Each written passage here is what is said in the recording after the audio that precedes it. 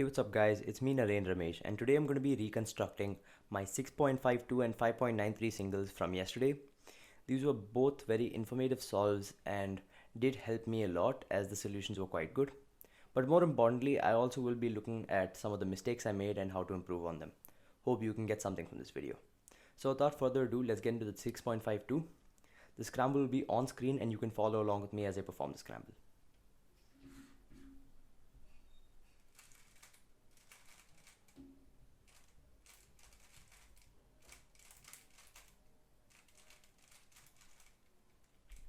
So as you could probably see from the video, I did white cross for the scramble. It was a pretty easy cross, so I was able to track my first pair in inspection, and it went like this. So I was going to do my red and blue corner first. I started by noticing that I was only doing one top layer turn with yellow on top, which meant that this corner, the blue and red corner, would be in this place. From then I realized that the blue and red edge would end up here with blue here and red here. This meant that I would be getting a 3-move setup to a 3-move insert, which I could see. So if I do the case, you will see that this corner is here and this edge is here. So 1, 2, 3, 4. So that's a 4-move setup and into the 3-move insert. And as I was inserting this, I realized that the green and red corner with the green and red edge were here, and the moves to solve this pair in were not affecting that in any way.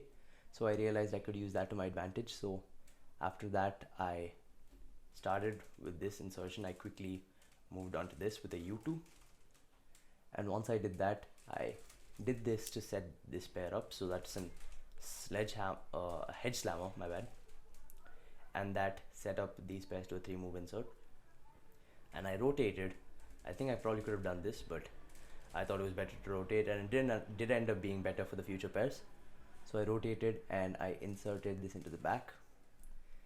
From there, I noticed this corner and this corner, this edge, sorry, so that's the green and orange edge and the green and orange corner.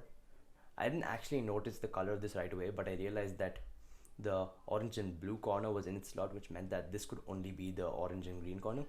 So I quickly inserted that in here, and then I finally used this rather slick algorithm to put the edge in, which goes like this: F prime, R, U, R prime, U prime, R prime, F, R.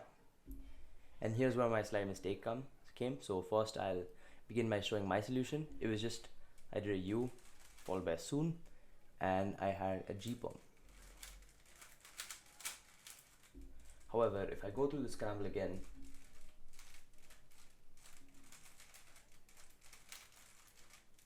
you will notice that as I go through the solution,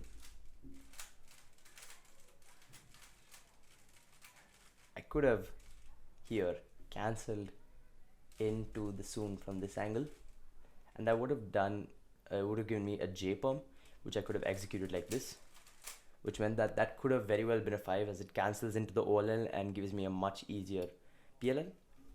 But it was still a very nice solve, and what was even better was the 5 which came after that, which made the 6 counting. So now I'll be going over that.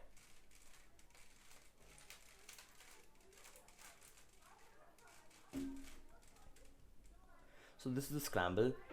I did yellow cross this time, so for all those that can't really follow along, I would suggest doing a Z2 on the scramble before you scramble the puzzle, so that you get around white cross.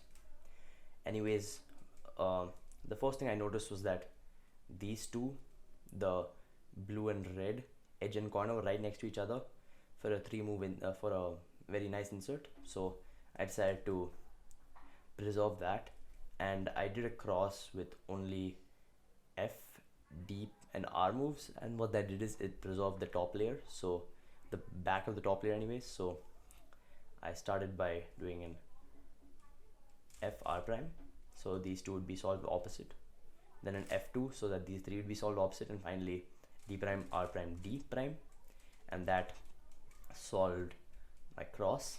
It was not that efficient of cross solution, but I think it preserved the pair nicely, and also this was in my view immediately, so I tracked it as I solved my first pair. So I immediately moved into my first pair, And as you can see in the video, there is very little hesitation. I immediately moved into my second pair like this. And as I was doing this, I noticed this edge. I knew it was going to go into the back here. So there was a slight lockup, I believe, here, but I did this and I rotated and I saw this. And then I did another rotation. And this was the interesting part.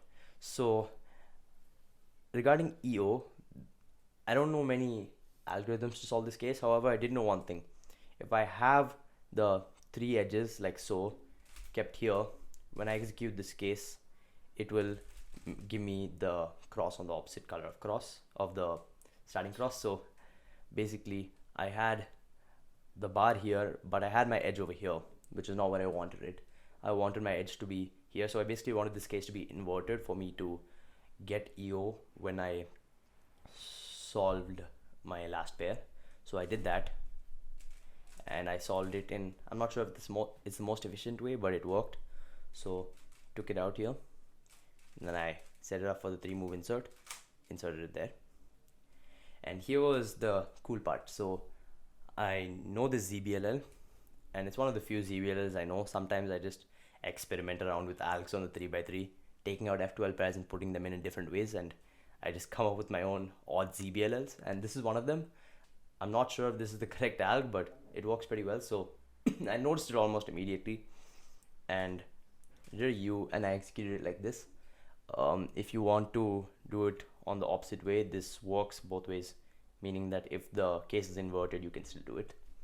But the alg went like this: L prime, U2, L, U2, L, F prime, L prime, U prime, L prime, U, L, F, and then the AOF, U2. Overall, these two solves were very good. I'm very proud of them, but more importantly, I hope you can learn something from them because these are both very good solves for me as well. And especially in the 6.5, there was quite a bit I could have improved on that could have possibly made it a counting 5, which would have been especially good considering I don't even have a counting 6. So overall, these are both very good solves for me. Thanks for watching this video. I hope you learned something from it, and I'll see you in my next video. Make sure to check out the 6 and the 5 in my previous video, as those are both pretty nice solves and I did react quite well. So anyways, thanks for watching and I'll see you on my next video.